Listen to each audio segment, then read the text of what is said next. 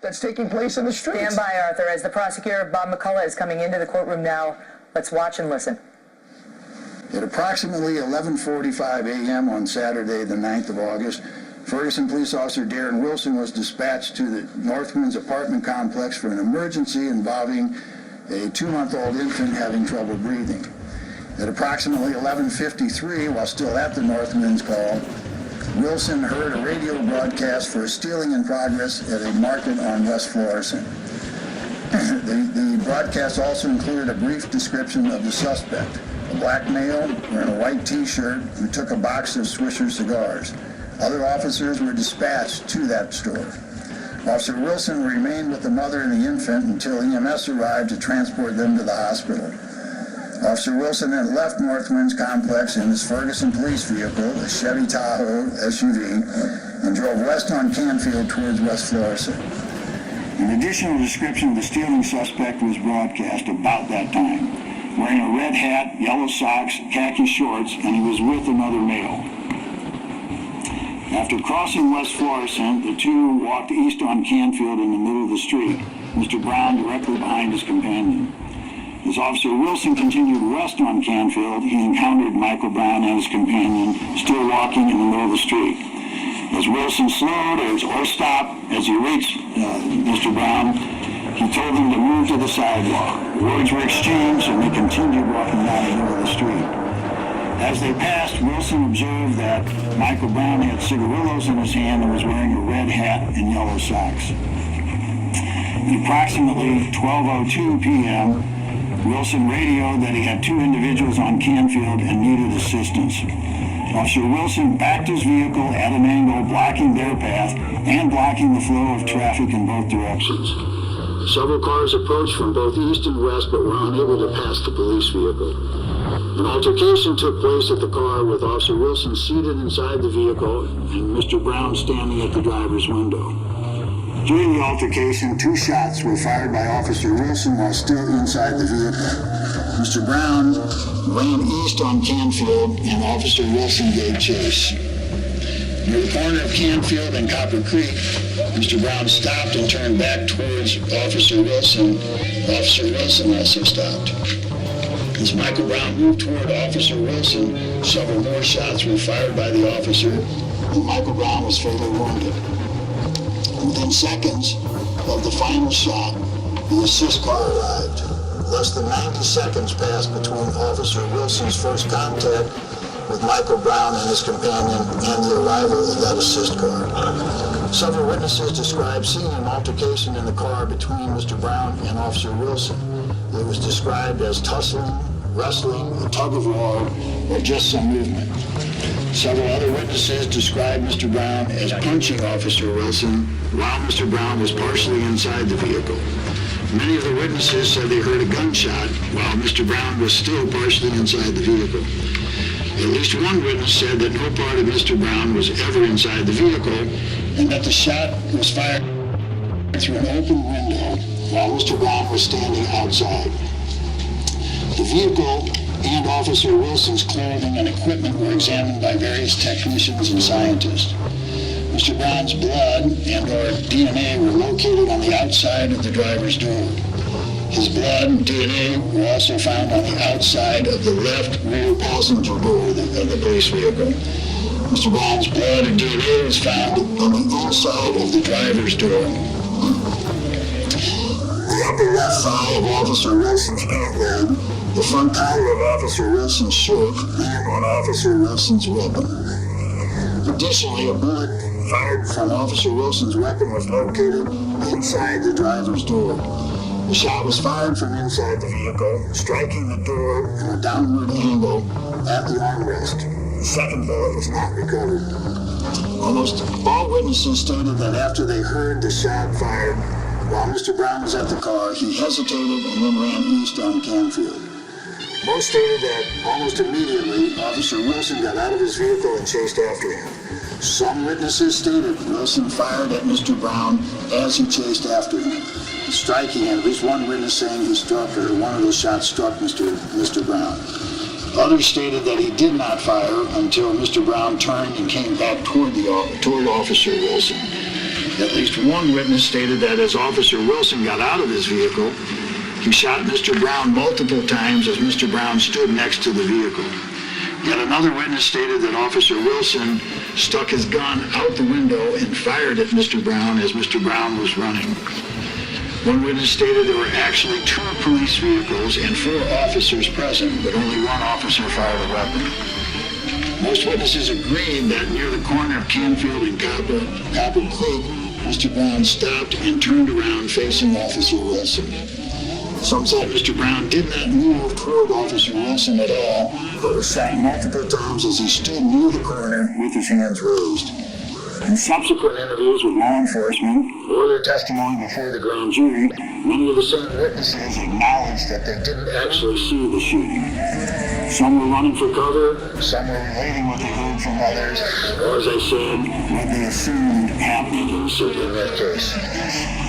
Several other witnesses maintained their original statement that Mr. Brown had his hands in the air and was not moving toward the officer when he was shot. You said Billy was shot? Several witnesses stated that Mr. Brown did not raise them briefly and then dropped them and turned toward Officer Wilson, who then fired several rounds. Other witnesses stated Mr. Brown stopped for a very brief period, then moved toward Officer Wilson again. One described his movement toward Officer Wilson as a full charge. According to some witnesses, Officer Wilson stopped firing when Mr. Brown stopped moving toward him, and resumed firing when Mr. Brown started moving toward him again. These witnesses did not make any statements to the media. The description of how Mr. Brown's hands raised his hands or the position of his hands is not consistent among the witnesses. Some described his hands as being out to the side, some said in front of him with his palms up. Others said his hands were raised near his head or by his shoulders. Still others said they were in front of his chest or down his stomach. Others described his hands as being in a running position or in fists. There were also various witness statements regarding Mr. Brown's movement after he stopped and turned back toward Officer Wilson. Some witnesses said Mr. Brown never moved toward Officer Wilson and was shot where he stood at the corner. Most said that the shots were fired as he moved toward Wilson. Mr. Brown's movements were described as, said, walking, moving fast, stumbling, or full charge. Of other aspects of his case, the varying descriptions were sometimes provided by the same witnesses in subsequent statements or testimony. The entire area was processed by the St. Louis County Crime Scene Unit. A total of 12 rounds were fired by Officer Wilson. 2 shots at the car, 10 more shots farther east on Canfield. Mr. Brown sustained a grazed wound to his thumb while standing next to the vehicle. He sustained 6 or 7 more gunshot wounds, depending upon whether one of these shots was an entry or a re-entry wound. Mr. Brown sustained a second grazed wound, another grazed wound, to his right bicep. He also sustained wounds to his right forearm, upper front right arm, lateral right chest, upper right chest, forehead, and top of the head. The top of the head, forehead, and perhaps the upper right chest were consistent with his body being bent forward at the waist. Except for the first and last wounds, the medical examiners are unable to determine the order of the shots. Those wounds in the thumb sustained at the vehicle is likely the first wound. It was the only close-range shot. The shot to the top of the head was most likely the last. It would have rendered him immediately unconscious and incapacitated. Mr. Brown's body was located approximately 153 feet east of Officer Wilson's car. Mr. Brown's blood was located approximately 25 feet further east past his body. A nearby tenant during a video chat inadvertently captured the final 10 shots on tape. There was a string of several shots, followed by a brief pause, followed by another string of several shots. As I stated earlier, the evidence and the testimony will be released following this statement. There was a full investigation and presentation of all evidence and appropriate instruction of law to the grand jury. They discussed the repeated laws and relevant laws before arriving at their collective decision. After their exhaustive review of the evidence, the grand jury deliberated over the jurors, making their final decision. We determined that no probable cause exists to file any charges against U.S. military police or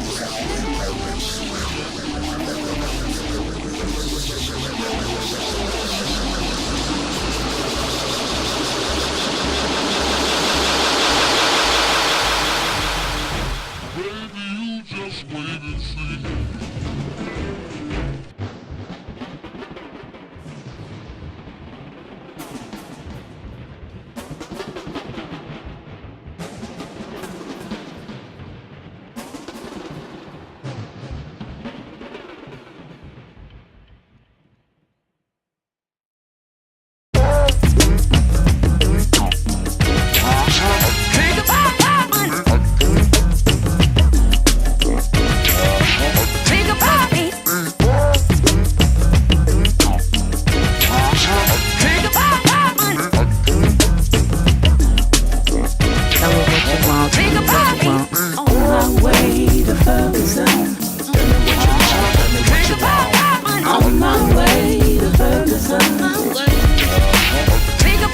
Take a plane, a bus, or a train. Cause my money ain't that long. Break it down, Sicily, break it down. Break it down, Sicily, break it down. Break it down, Sicily, break it down. Break it down, Sicily, break it down.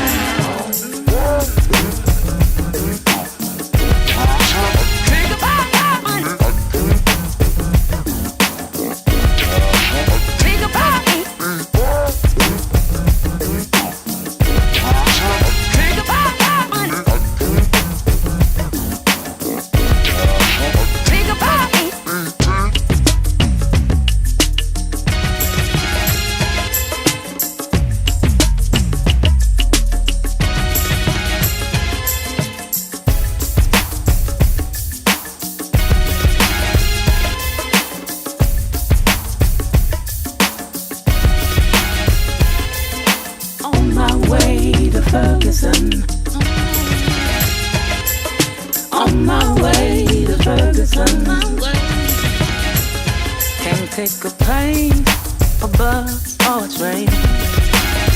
Cause my money ain't that long.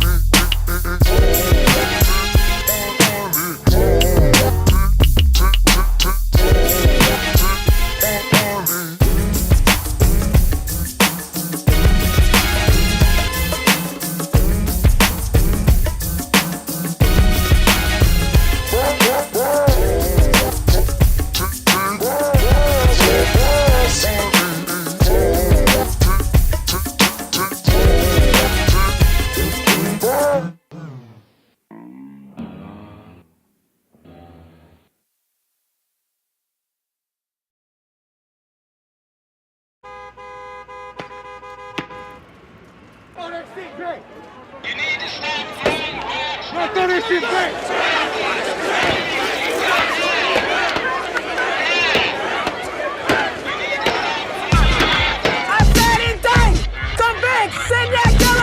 to jail. The whole damn system is guilty as I said it right.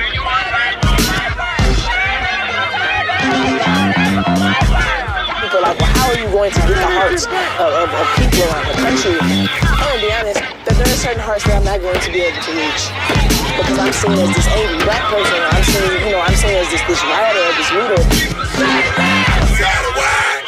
It's a justified expression of anger and frustration of using black life at a consistent basis. He said, I'm tired of being peaceful, tired of being calm, you know. They've been going to war on us for over 400 years, so hey, I ain't peaceful, I ain't no protest, I'm violent. Everybody want me to be calm. Do you know how them bullets hit my son? What they did to his body as they hit his body?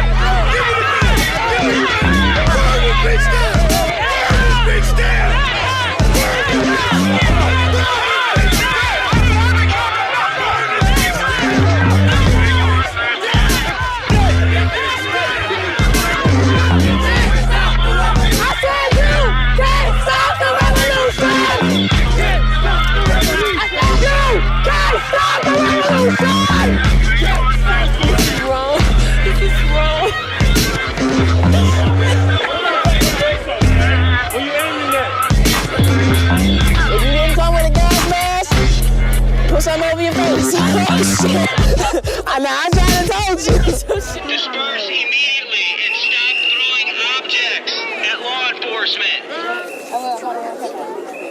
She said, I'm good.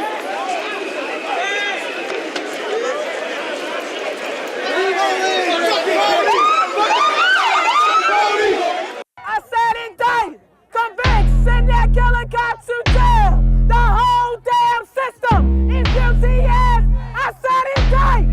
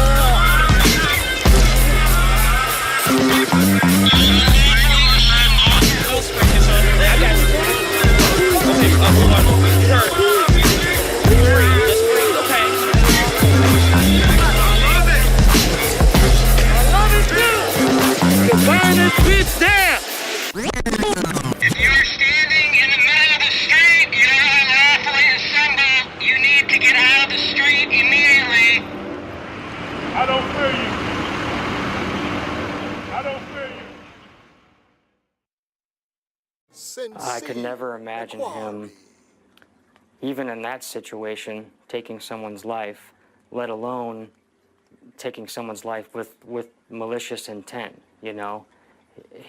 He's just the last person on earth that you would think to do something like that. I mean, it's just shocking. I can say without speaking to Darren, without even having heard his statements, that at that moment in time, he was scared for his life. I am 100% positive of that.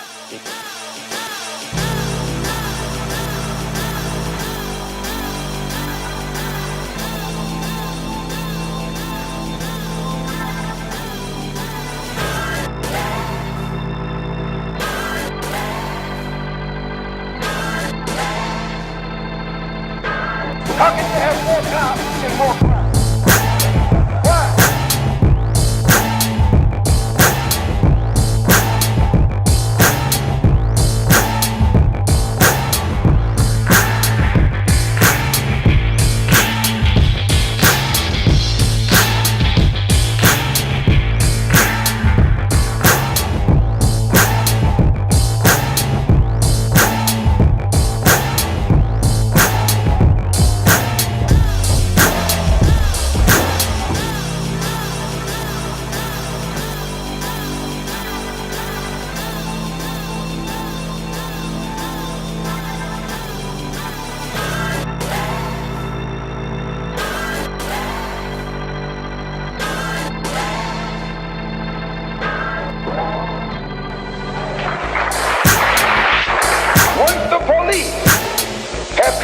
The white public that the so-called Negro community is a criminal element, they can go in and question, brutalize, murder unarmed, innocent Negroes, and the white public is gullible enough to back them up. This makes the Negro community a police state. This makes the Negro neighborhood a police state. It's the most heavily patrolled. It has more police in it than any other neighborhood, yet it has more crime in it than any other neighborhood. How can you have more cops and more crime? Why? It shows you that the cops must be in cahoots with the criminals. You testified. Yes, sir.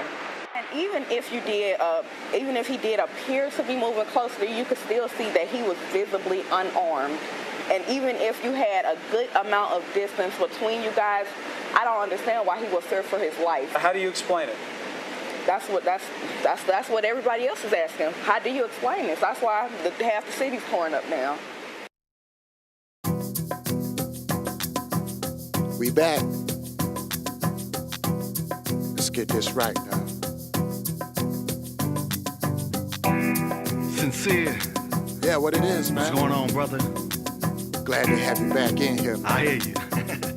I hear you, man. Let me talk to you. All right, you got it. They say the struggle is real, the hustle is hard. The only ones that feel a brother's pain are the guys. I'm on the front lines, seeing who can I reach with a ghetto gospel, hoping that it's saving the streets. How can I teach somebody who don't want to be taught? I even save a soul that would rather be lost. And while you tow in that baggage as you carry across, I'd rather you unload your feelings as you carry your thoughts. But the system of oppression got them locked up in chains. Give them a key to be free, and they looking too strange. Then I remind myself our life seems unfair. If heaven's a mile away, someone should take us there. Come on.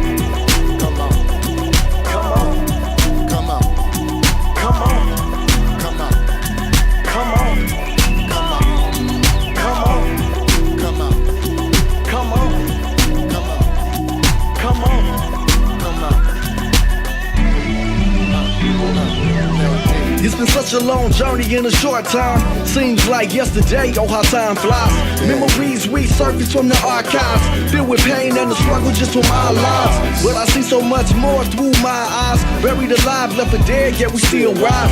That's the passion that the spirit lies deep inside.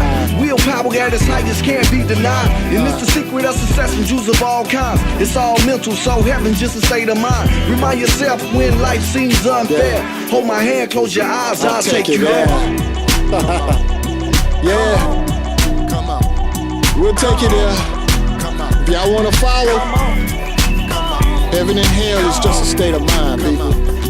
Come on. What state you in?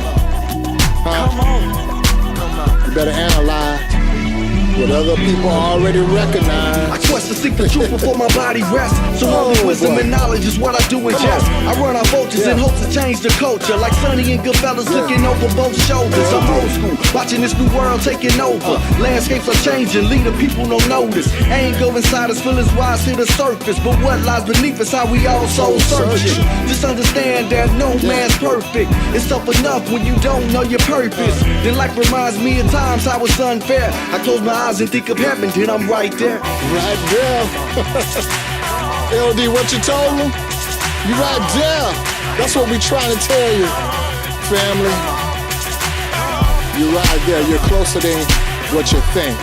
Me and LD been saying this to each other even about this music, we're closer than what we think. We're sharing that with y'all, family. You're closer than what you think. Heaven and hell is a state of mind. So where is your mind?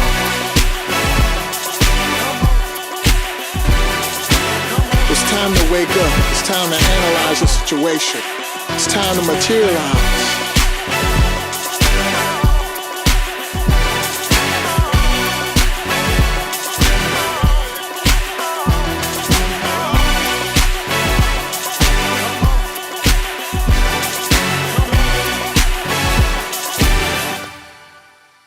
It's time to wake up.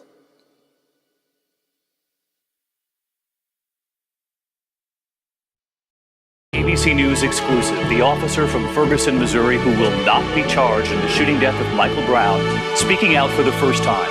Darren Wilson with our George Stephanopoulos today, revealing what he says happened while in that patrol car, the struggle. He describes the moment he first pulls the trigger, and then what he says plays out when he gets out of that car. On August 9th, he said he saw Michael Brown walking down the middle of the street on the yellow line. He asked him to move over.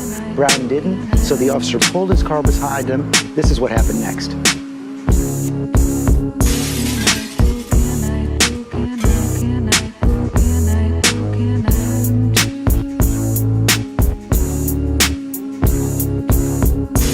John opened the door and got out of the car. And when I did so, as I opened the door, I said, "Hey, come here for a minute." And that's when he turned and said, "What the f*** are you gonna do about it?" and slammed my door shut on me.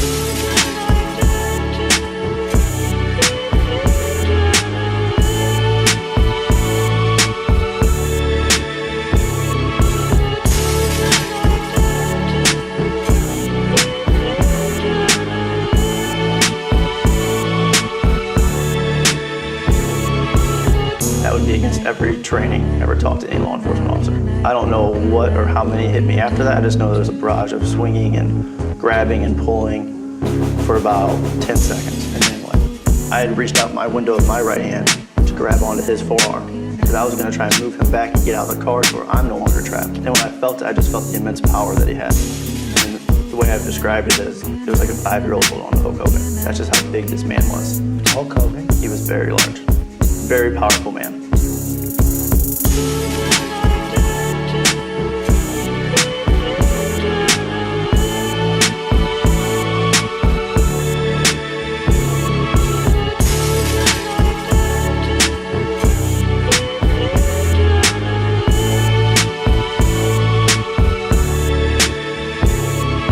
I didn't know if I'd be able to withstand another hit like that. Where's your gun at that point? I keep it on my right hip. I take it out and I come up, I point it at him. And when I said, "Get back or I'm gonna shoot you." And then his response immediately, he grabbed the top of my gun. And when he grabbed it, he said, "You're too much of a to shoot me." And while he's doing that, I can feel his hand trying to come over my hand and get inside the trigger guard and try and shoot me with my own gun. And that's when I pulled the trigger for the first time. What happened? It didn't go off. The gun was actually being jammed by his hand on top of the firearm. So I tried again.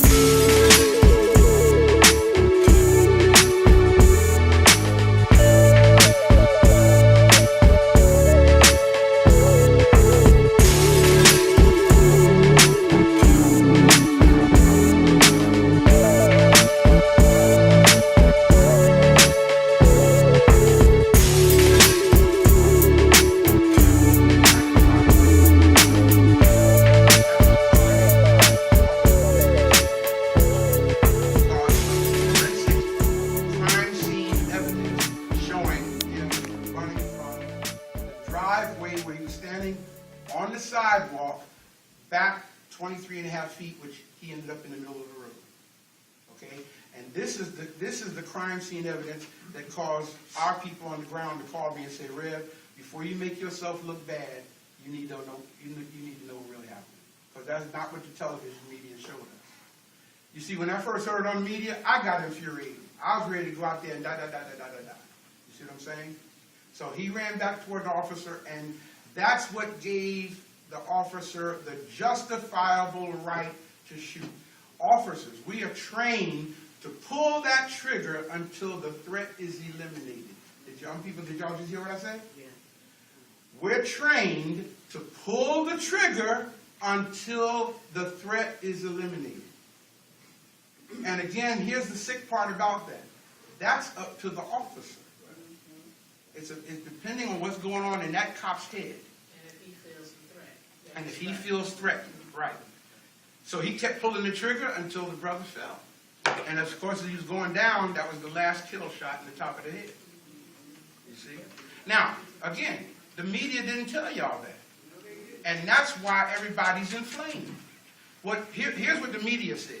An unarmed black teenager, 18-year-old, was shot and killed by a white police officer. When I heard that, I got ballistic too. I ain't gonna lie to y'all. I got ballistic, man. I went off until I examined the crime scene reports myself. The media didn't show you that. Can I ask the audience a question? Especially you young people there. Which one of y'all would run back towards an armed police officer who had already shot you? I mean, nobody in their right mind. Nobody. I mean, it just defies common sense. It defies common sense. But again, see, this is why. How many of y'all have seen CSI on television? Okay, see, that's the whole purpose of crime scene units. Okay, it's the evidence on the ground that tells you what happened. It paints the whole picture all over again for you. Okay, and the thing is, because the brother was not in his right state of mind. Okay, and see, another thing we need to check. Do I have y'all's permission to speak candidly? Yes. Permission to speak candidly. Granted. I'm not going to speak if you don't give me permission. Sure. Granted. Permission to speak candidly. Let's take the angel's wings off of this guy. We're acting like he was an upstanding citizen of the community, like he was a pastor or a civil rights leader. We're talking a brother who was a. Come on, y'all. He was a member of. He was just like them kids sitting right there. No, I'm not going to say no. I can't say that, brother. That's not fair. That's not fair. Man, he that's was not a fair. young black man. Brother, you don't know that. You don't know that. Yeah, but you do. I'm telling you. I'm there, brother. I'm based on what? Okay. You wasn't at the crime scene. Based on what? Out of respect to the people you're sitting in front of. Yeah, but don't disagree with me like that, man. No, man, but I'm disagreeing with you. I'm not disagreeing with you. Yes, you are. This is not personal. I'm not talking to This is personal. not personal. If Obama was sitting there, I would raise the same issues with him. Brother, yeah. I'm telling you what happened. You don't have to accept it. You're telling me from a police perspective. What better perspective to tell you? Man, come on, man. What better perspective to tell you, brother? This just doesn't make any sense to me. What you saying? All right, I don't know what to tell you, though. I can only tell you what happened. Now, you don't have to accept it. Tell me what they told you. No, brother. You don't have to accept it. You can tell me what they told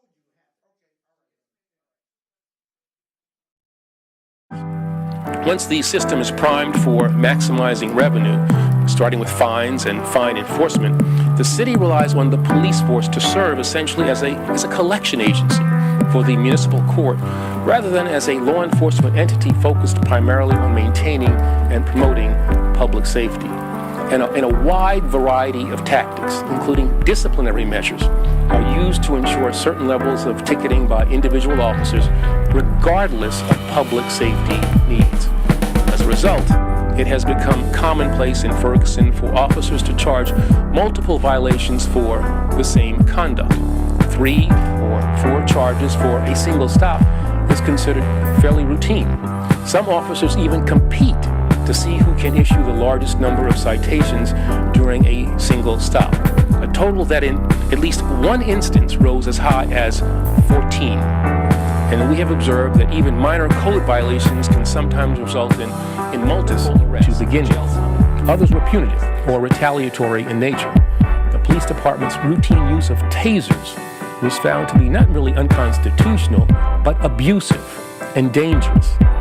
Records showed a really disturbing history of using unnecessary force against people with mental illness. In a community where all of these findings indicate unlawful practices and constitutional violations have not only severely undermined the public trust, eroded police legitimacy, and made local residents less safe, but created an intensely charged atmosphere where where people feel under assault and under siege by those who are charged to serve and to protect them. Now, of course, violence is never justified, but seen in this context, amid a highly toxic environment defined by mistrust and resentment, stoked by years of bad feelings, and spurred by illegal and misguided practices, it's not difficult to imagine how ensuring meaningful, sustainable, and verifiable reform will require that these and other measures be part of a court-enforceable remedial process that includes involvement from community stakeholders, as well as independent oversight in order to remedy the conduct that we have identified, to address the underlying culture that we have uncovered, and to restore and to rebuild the trust that has so badly been eroded. Now, as the brother of a retired police officer, I know that the overwhelming majority of America's brave men and women in law enforcement, they do their jobs honestly. It's illegal for police officers to detain a person, even briefly, without a reasonable suspicion. It's become common practice for officers in Ferguson to stop pedestrians and to request identification for no reason at all. And even in cases where police encounters start off, steps that we have taken are only the beginning of a necessarily resource-intensive and inclusive process to promote reconciliation, to reduce and eliminate bias, and to bridge gaps and build understanding. And in the days ahead, the Department of Justice will stay true to my promise, vigilant in its execution, and determined in the pursuit of justice in every case.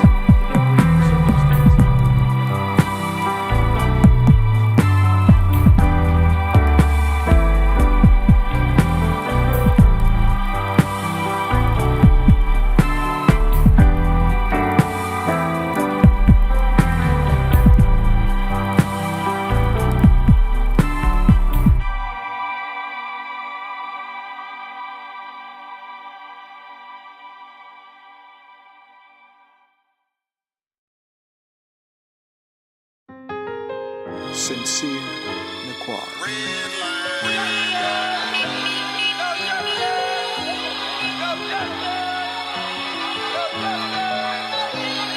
I was watching the news.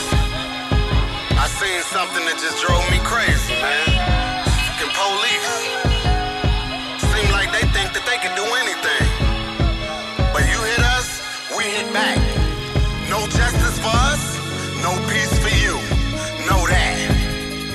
Who these people think they deceiving? They tell us that we freedom. They kill us every weekend. No justice, no peace then. They take you to a precinct. No shower, no eating. No phone call, no leaving. No judge on the weekend. They act like we don't see them. They probably think it's sweet when we take bullets and these beatings. Fist clubs and feed them. They walk away scot-free then. Tell me keep the peace, man. I should take it decent. Respect the policeman. Ain't taking this brutality like it's a formality. It's way too many casualties. No peace for none of they faculty. No justice for my people. This whole system evil. Every day it's a sequel. Then they tell us to be peaceful. No peace. No peace. No justice. No peace. No justice. No peace. No justice. No peace. No justice. No peace. No justice. No peace. No justice. No peace. We still fighting for equality.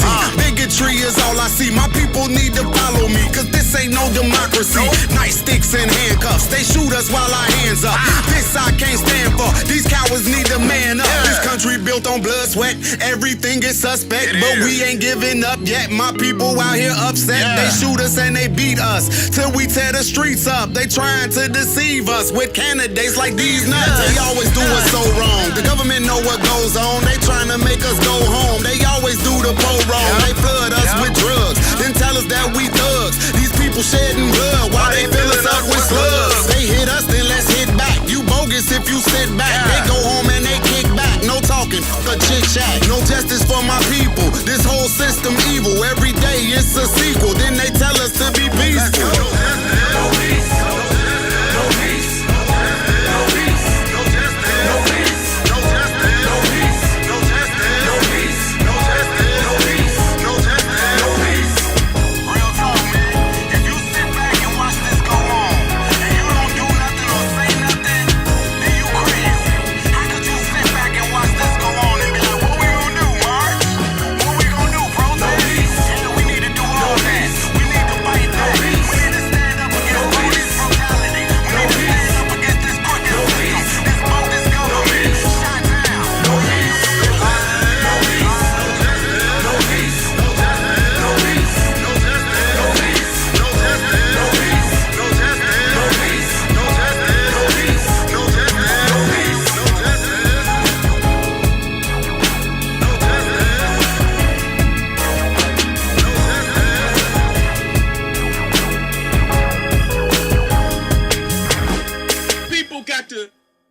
fighting the motherfucker is one thing. That's what's up. But when you start hitting these motherfuckers, you're gonna have to have more than some backup, some mind power with that shit. You understand what I'm saying? No peace. No peace. No peace. No peace. No peace. No peace. No peace. No peace.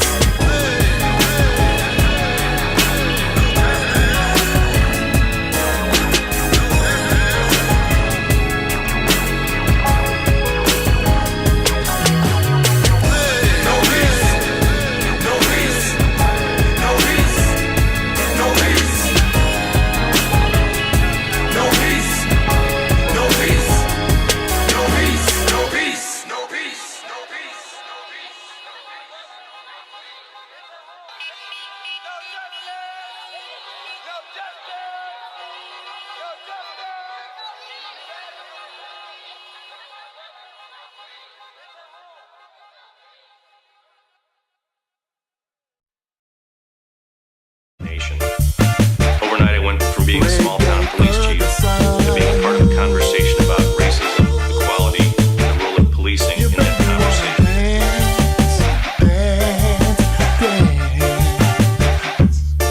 I want to say this to the Brown family. No one who has not experienced the loss of a child can understand what you're feeling. I'm truly sorry for the loss of your son.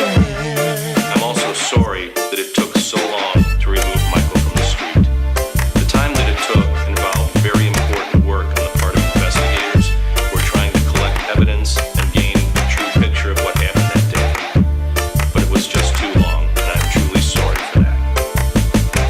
Please know that the investigating officers meant no disrespect to the Brown family, to the African American community, or the people of Canfield. They were simply trying to do their jobs.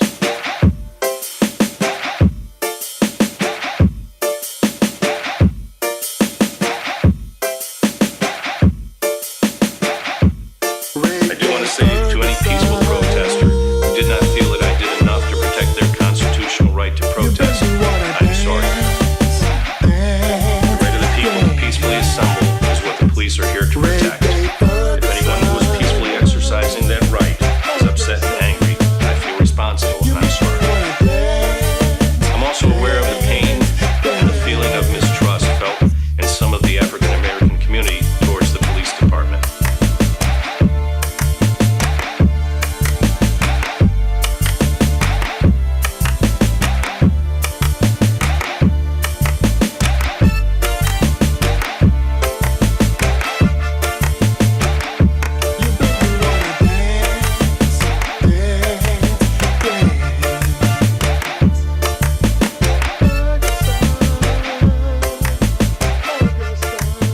For any mistakes I have made, I take full responsibility.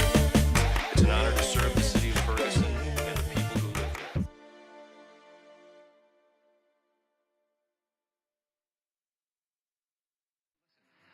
You've gotten a lot of criticism, and you're having to deal with that. A lot of people are questioning your credibility. You understand that. Do you understand why? I really don't understand why. I see they bring up my past, my history, but it's not like it's a long rap sheet. This one incident shouldn't make me a bad person. I was a college student at the time. The service was beautiful. I enjoyed every bit of it. It brought me to tears, but I love everybody that came out and supported us. Thank you so much for coming, and thank everybody for coming out and showing the family love and support, because they really need it. We all need it. It gotta change. It gotta change. It gotta change.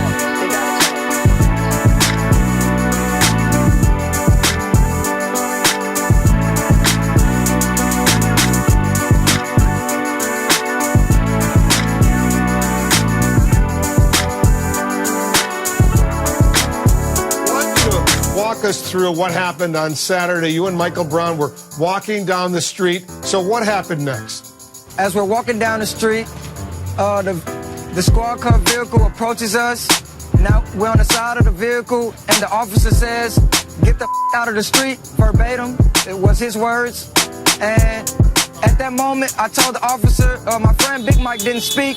I told the officer that we was not but a minute away from our destination and that we would be out of the street. And at that time, me and my friend Big Mike started to walk again, and the officer, he seemed like he was driving off, but in a second, he put the car in reverse, and he reversed very rapidly at a fast pace, and he slanted the car to a manner that it almost hit me and my friend Big Mike, so we had to step back, and we were now front center with the officer inside the vehicle, but we were so close, almost inches away, that when he tried to open his door aggressively, the door ricocheted both off me and Big Mike's body, and it closed back on the officer. At that time, he reached out the window with his left arm. He grabbed onto my friend Big Mike's throat, and he's trying to pull him in the vehicle. And my friend Big Mike, very angrily, is trying to pull away from the officer. And the officer now is struggling with trying to hold a grip on my friend Big Mike as he's trying to pull away. And as in a minute, I heard, I'll shoot. I'm about to shoot. And I'm standing so close to Big Mike and the officer. I look in his window and I see that he has his gun pointed at both of us. And when he fired his weapon, I moved seconds before he pulled the trigger.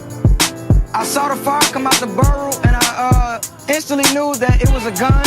I looked at my friend Big Mike, and I saw that he was struck in the chest or upper region, because I saw blood splatter down inside his right area. And at that time, we both took off running. Now, it was almost 2 or 3 minutes we was running, and I was able to hide myself behind the first vehicle that was up on the scene.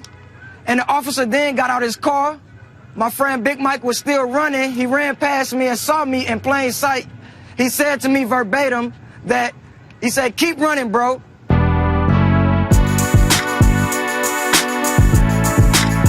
said, "Keep running, bro. Keep running, bro."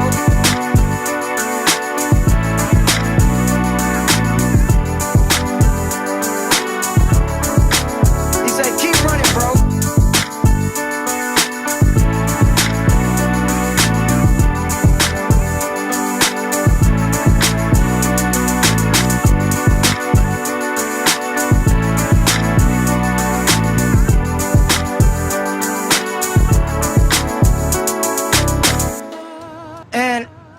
I was so scared and feared for my life that my body was in shock.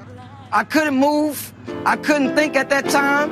And almost in an instant, my body started rising, and I see the officer proceeding after my friend Big Mike with his gun drawn, and he fired a second shot, and that struck my friend Big Mike. And at that time, he turned around with his hands up, beginning to tell the officer that he was unarmed and to tell him to stop shooting.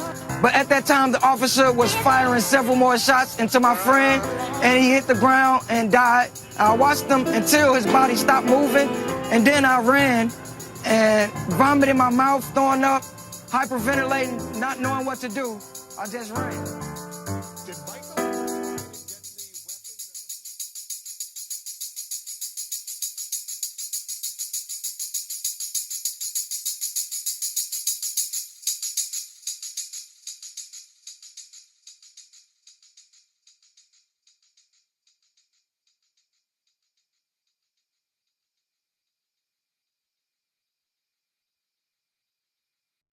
Our blood is being spilled in the streets. The blood of Alton Sterling, the blood of Philandro Castile. Let's take us back to Mike Brown, Darius Michael Brown was the aggressor on the police No, it was not. That was your version. No, it wasn't. It was Eric Holder's Department of Justice. Department of Justice has failed us as well. Our blood is... What facts do you have that Michael... No, so we're going to have it back and forth. Our blood is... What facts do you have that Michael Brown was not the aggressor, that Officer Darren Wilson was the aggressor? Because I lived in St. Louis and I talked to some of the witnesses, and I know that in America, unless you have a videotape, then the word of the officers prevails. Do you understand that at least 5 black witnesses came forward in that case to say that Michael Brown was the aggressor on Officer? Michael Brown was unarmed, and Michael Brown was He was not unarmed until he tried to steal the cop's gun.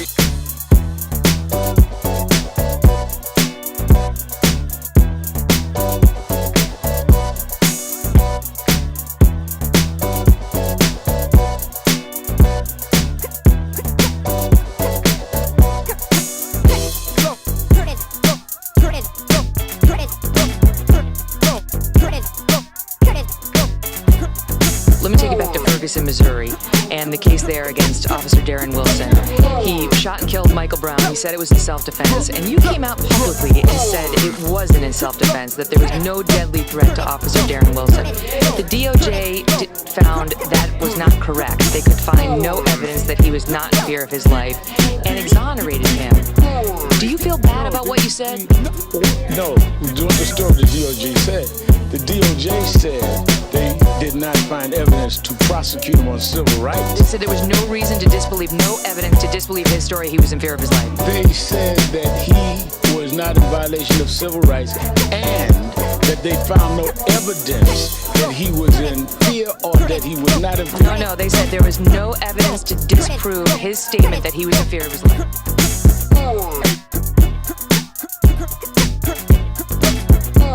We saw this happen with Michael Brown of Ferguson. And we still don't know the facts. We have a police officer's word and the grand jury's word. No, we have the Department of Justice's word. The Department of Justice shut down Ferguson.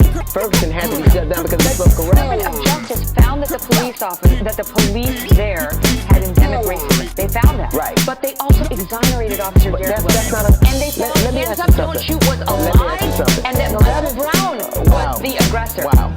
Here's what I'll say. Don't wow me. Don't tell me not to wow you. I can say wow if I want to, and I'll tell you this. I'll tell you this. They found systemic racism, right? So it's unbelievable. They also found systemic racism, and we know that Darren Wilson left the department because it was so racist it had to be disbanded, and he went to Ferguson, another department that is rife with racism. So that makes him a racist. Absolutely. You know what? I have no problem. Michael Brown grabbed that officer's gun and tried to shoot him in his patrol car. That is, no one has proven that. No one has proven that. That's what Eric Holder's DOJ concluded. And Eric Holder's DOJ concluded that department was so rife with that's a dodge. I already conceded that, DL. We're talking about Michael Brown and the lie of Hands Up, Don't Shoot. I don't dodge at all. I'm here in Fox News. Then let's stay on it. Then let's stay on Michael Brown. We're talking about I'm not talking. I'm not trying to get out of bounds. Then let's stay in bounds. We were talking about the young man that just got murdered in Minnesota. And the rush to judgment and the assumption of something when you don't actually know it. First off, what I'll tell you is this.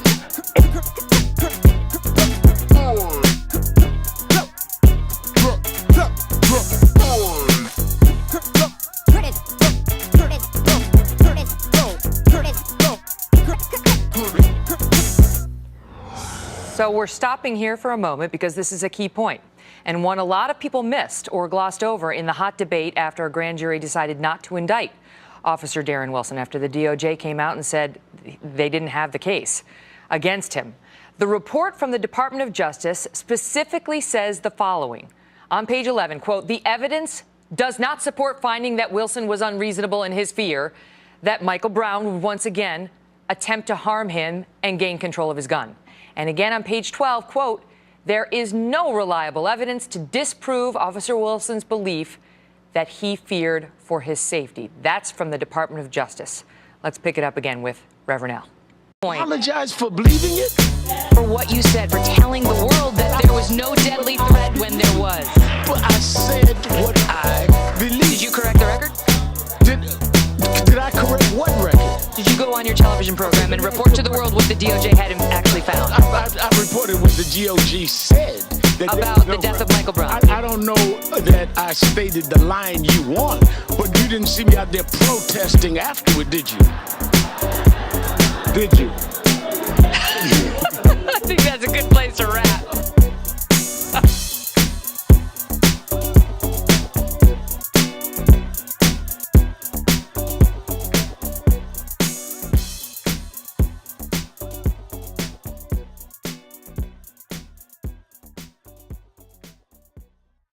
Sincere Nokwaree.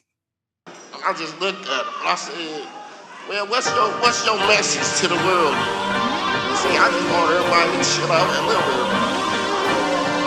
And I see it with this today. But if we have more of this kind of message, it should have took this to get us together like this.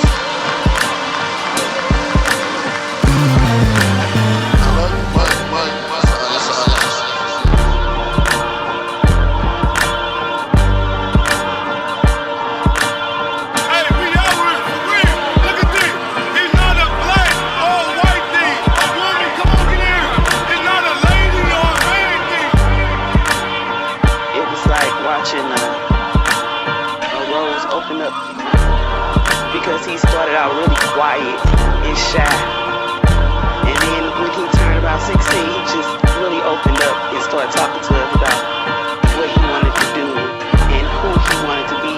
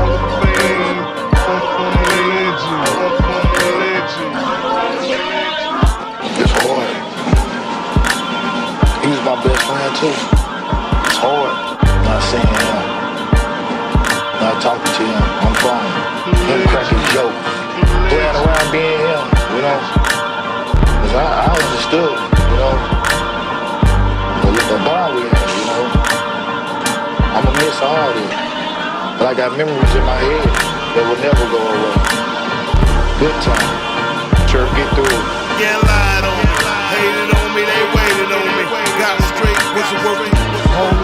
Time never had a stand still. OG, this snitched on they cold keys. Frank James, that made the lead. Good D&I in the place to be the police. Yeah, lied on me, hated on me, they waited on me. Got straight, wasn't working. Time never had a stand still. OG, this snitched on they cold keys. Frank James, that made the lead. Good D&I in the place to be the police. Yeah, lied on me.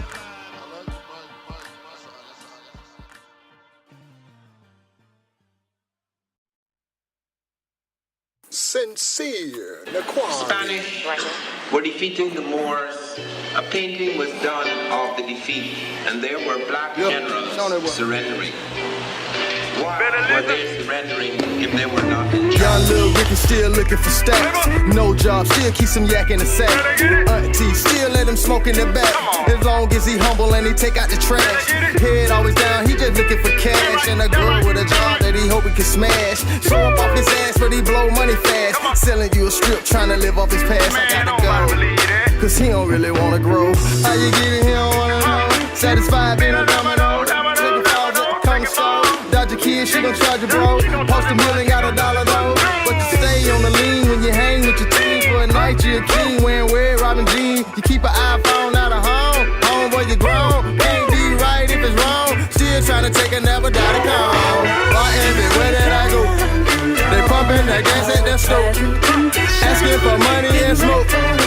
Oh, go. Why everywhere that I go, they pumping that gas at the stove. Asking for money and smoke. Wherever I go. Why everywhere that I go, no following, no whiners, they slow. Drunk off the trussies they chose. Non-believers I pity the most. Have no soul but they scared of a ghost. Setting goals, don't believe in them though. Selling flex when they come round they folk. Talking rich but the truth is you poor. Only hustle for reefer to smoke. Doing the most, broke. Sitting complaining the most. Keeping a bottle of hand. We see him, he's asking for paper. Another crab in the den. Pulling you in when intentions on making you neighbors. Can't give you no senses, I'm giving you sense. My love was more than $1. If knowledge the key, I give you the key. But don't spend it all on no powder. Transfer that knowledge to power. Why everywhere that I go, they pumping that gas at the store. Asking for money and smoke. Oh, go. Why everywhere that I go, they pumping that gas at the store. Asking for money and smoke. We have to know. You got to know. We live in. Utilize the power we've been given. The struggle is real.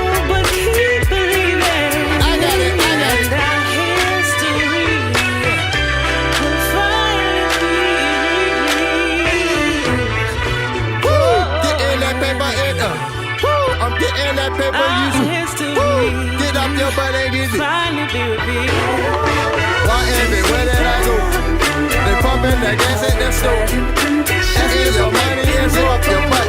Put up your ass, whatever you call it. Why everywhere that I go, that way you call it. Put up that gas that you on up. Let's get some money and try to get it. All that paper. You're playing them games. You're playing them games.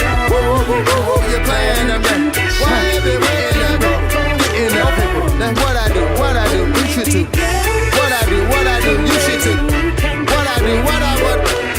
What I do. You should too. What I do. You should too. Get in that paper. Get in that paper. Get in that paper. You should too. You should too. You should too. You should too. You should too. You should too. Get in that paper. Get up your ass and get in that paper. Get in that paper. Get in that paper.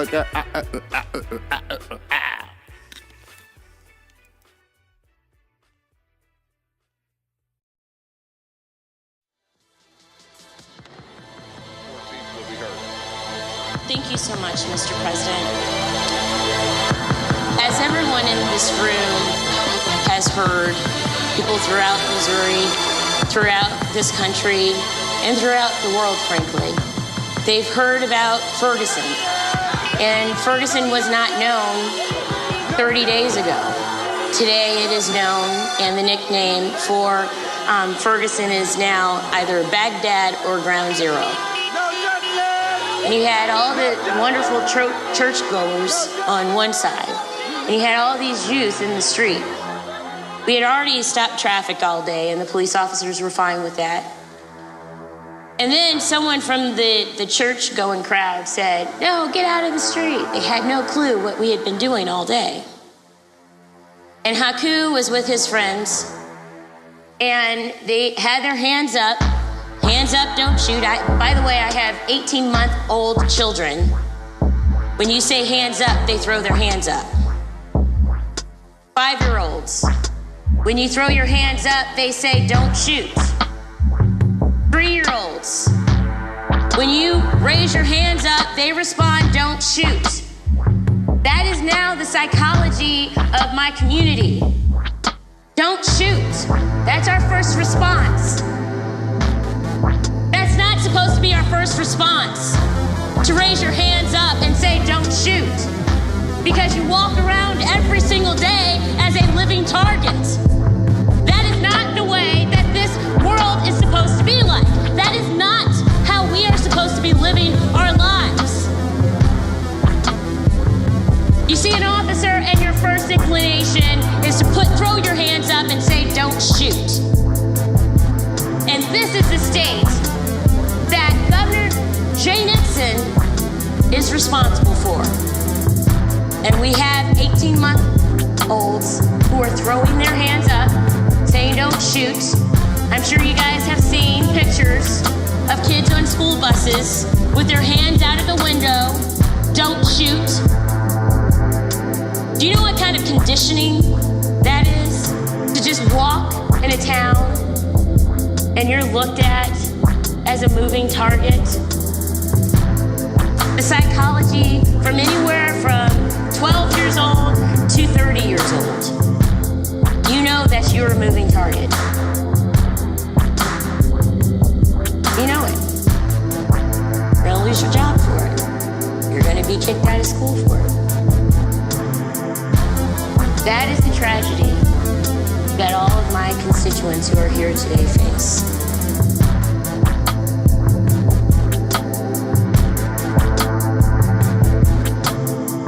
I'm sure you guys have seen pictures of kids on school buses with their hands out of the window, don't shoot. Do you know what kind of conditioning that is? To just walk in a town and you're looked at as a moving target. You guys have seen pictures of kids on school buses with their hands out of the window, don't shoot. Do you know what kind of conditioning that is? To just walk in a town and you're looked at as a moving target.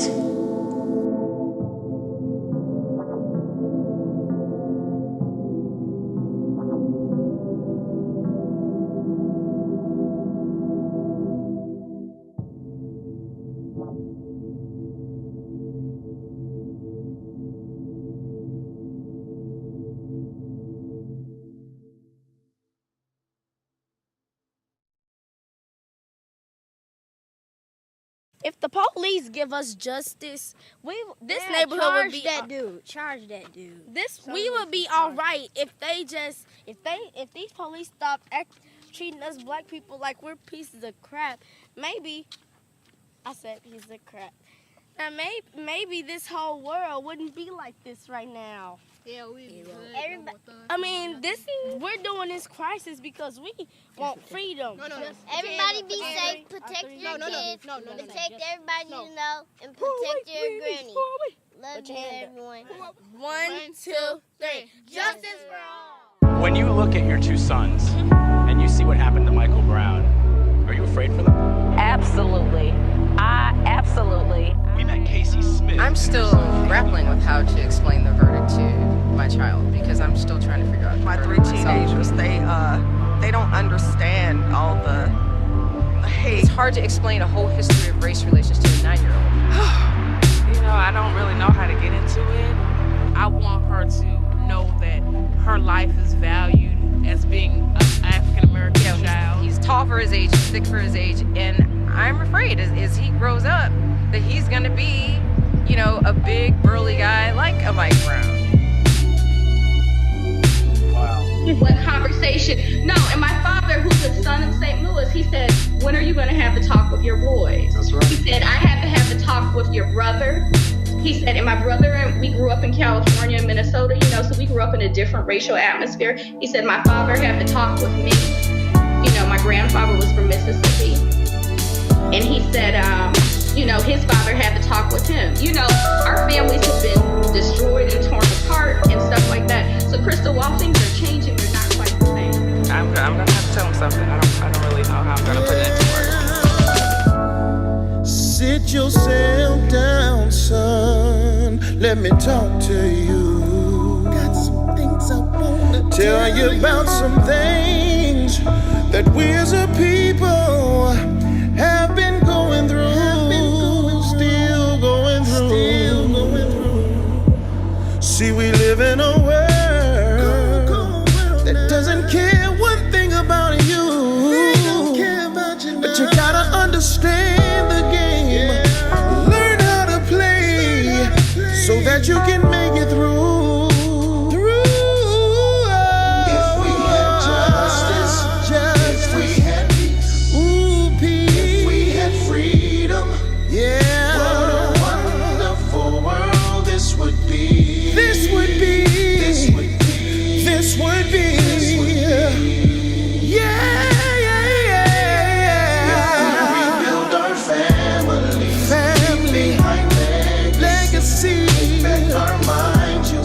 Back. What a wonderful world this would be. I can only imagine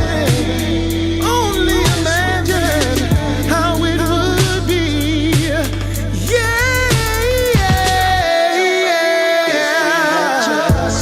Justice. Little bit of freedom. What a wonderful it would be.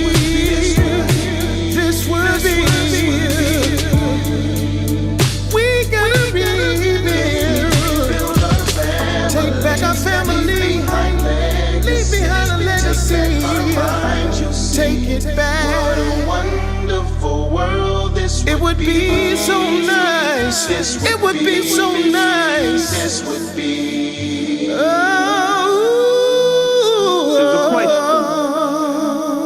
What will we tell our children about our fight for freedom? Extended again, what will we tell our children about our role in history? How we survived to this point? When people say we were slaves, what do we tell our children about our slavery in particular and slavery in general? What do we tell our children so they can stop turning their face away and want to crawl under the table when you mention our condition in the world, when will they stop blaming themselves? You have not explained it to them because you have not explained it to yourself. You have to know your oppressor and the nature of his oppression and what you did about it. At what point do we sit down and not argue about TV? At what time do we sit down and tell simple stories about our revolutionary heritage and get it across to our children? We have the longest revolutionary heritage of any people on the face of the earth. We have fought longer and harder and against great odds than any people on the face of the earth. Why do our children